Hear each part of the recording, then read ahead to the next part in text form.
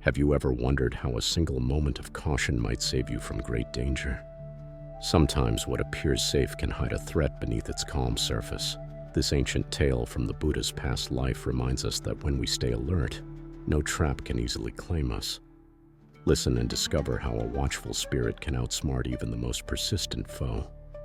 In the city of Rajagaha stood the famous bamboo grove, a peaceful sanctuary where the Buddha often stayed with his disciples.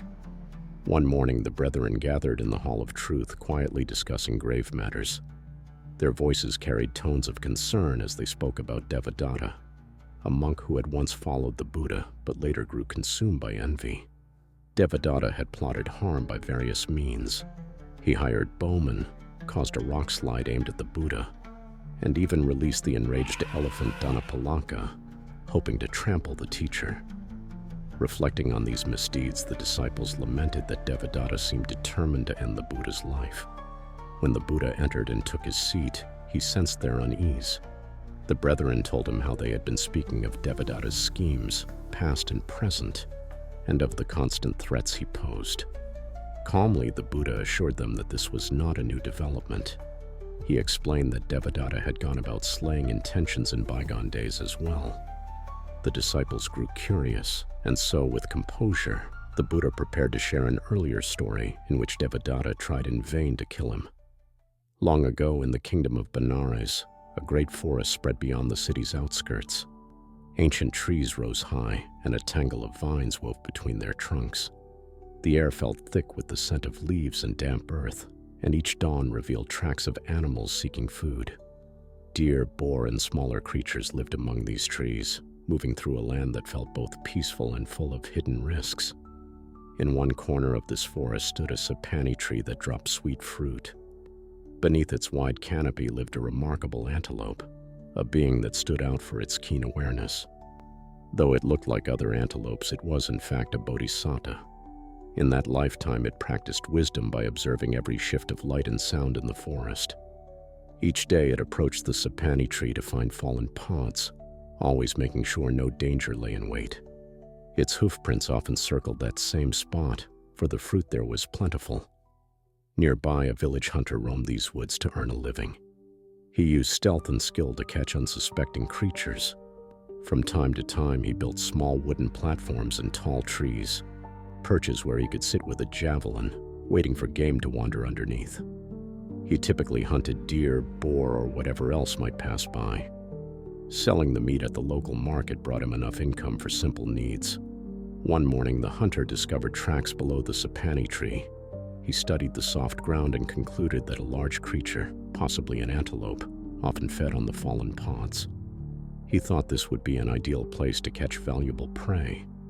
Eager to succeed, he decided to build a sturdy platform among the branches. From that vantage point, he could aim the prey easily. The next day, the hunter returned at dawn to finish constructing his platform. He climbed the broad trunk with ropes, nails, and lashed the wooden planks into place. By midday, he had created a small concealed perch. He then decided to come back tomorrow with his javelin to bring down the unwary animal. Elsewhere in the forest, the antelope wandered through the undergrowth, trusting its sharp senses. When it eventually drew near the sapani tree for its usual meal, it noticed slight changes. A few pieces of broken wood on the ground, disturbed leaves, and faint traces of human scent in the air. The antelope felt a wave of caution. Through many experiences, it had learned that even small signs could point to danger. It decided to take note but not flee just yet. That evening, the forest grew quiet. The hunter returned home, confident about his upcoming plan.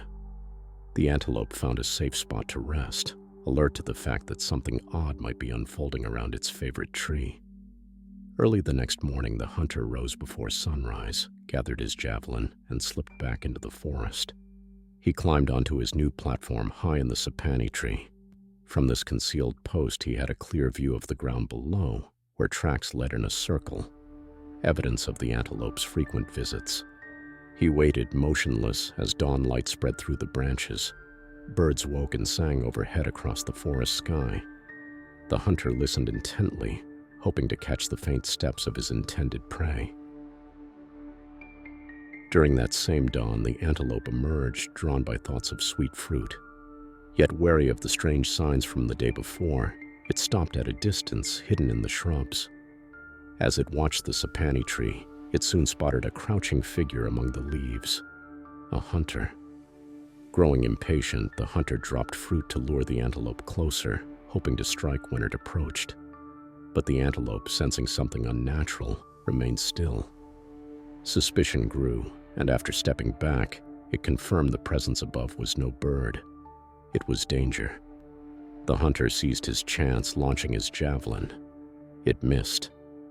The antelope dashed into the forest, relief and caution guiding its steps. The hunter, defeated, climbed down, cursing his failure. His careful preparations had led to nothing. Though he hunted other animals, he never saw that antelope again. Returning to the present in the bamboo grove, the Buddha explained that Devadatta in a former birth had been that hunter, intent on taking the bodhisattva's life. The bodhisattva had been the antelope, guided by sharp senses and calm reflection. In that earlier age, just as now, Devadatta's attempts ended in failure.